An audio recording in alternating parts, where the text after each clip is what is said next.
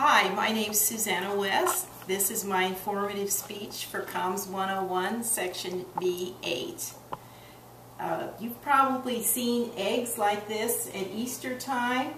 You may think that these eggs were painted, but actually they are dyed and decorated using a process that's similar to batik.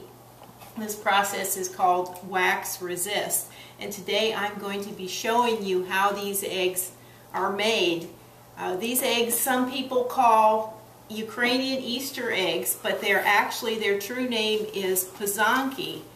This is a Ukrainian name that actually comes from the Ukrainian word pazati, which means to write, and these eggs are actually written on with melted beeswax and then dyed. And I'm going to show you today very quickly how these eggs are made. And this is a chicken egg here, and we use a little stylus which is called a kistka, which is just a stick with a metal funnel on it, and in the funnel you place a little bit of beeswax, and you have a cake of beeswax, and you place a little bit of beeswax in the funnel and you melt it using a candle flame, and then you write on the egg with the melted wax. And I'm going to show you a very simple traditional design. As I said, people in Ukraine make these eggs, and often you will hear them referred to as Ukrainian Easter eggs, but also people in Poland and Hungary and Lithuania and the Czech Republic and Slovakia and even parts of Germany decorate eggs like this as well.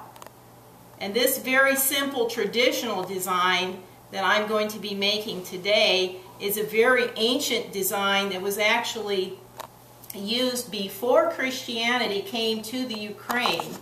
And before Christianity came to the Ukraine, a lot of times the symbols that are used on the eggs represented things like fertility or good luck for the people who lived then before Christianity came to Ukraine, which was in the 10th century AD.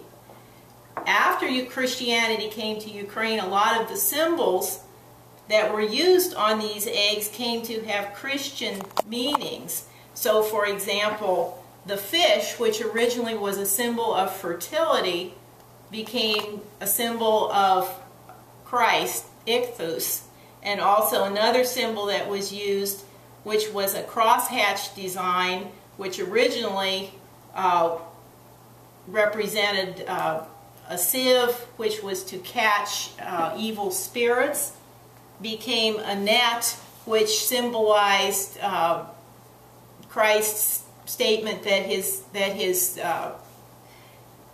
disciples should be fishers of men. And a lot of other symbols that were used as well came to have Christian meanings. Now, as I said, this is a very simple design that I'm making here. I have to get the wax melted so that I can write on the egg. This design has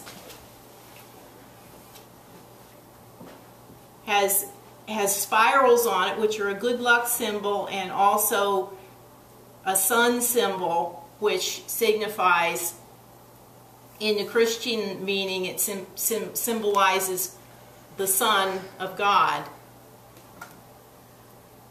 Now, I have made two of the designs.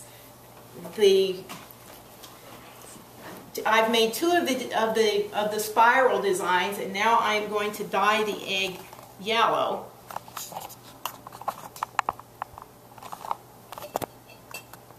And I'll just put it in the yellow dye for a few seconds.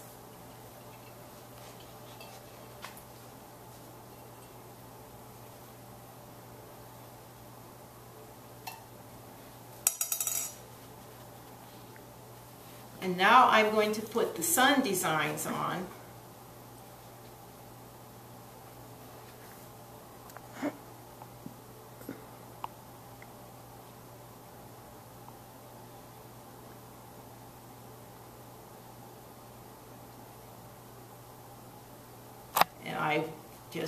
I'm just going to put a very simple sun design.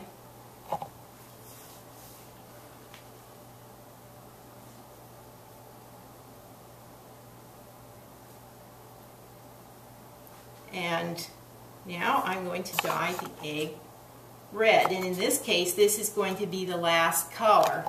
But oftentimes, you may dye an egg several colors. And I have an egg here, which was made by a friend of mine, Dan Kostishin, who's a Ukrainian-American who has been making eggs for over 60 years. And as you can see, his egg is really beautiful. And he's got lots of different colors. Now I'm going to take this egg out of the dye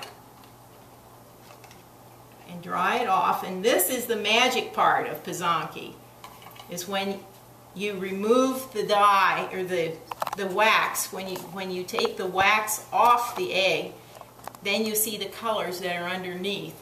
As I said, this process is called wax resist. As you can see, the wax covers the dye, and what's underneath is the color that was there that you dyed originally.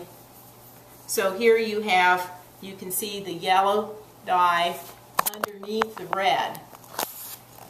And these eggs are very simple to make, as you can see, and you guys could make just as beautiful eggs as you see here, which were made by my friend Dan Kostishin. Thank you very much.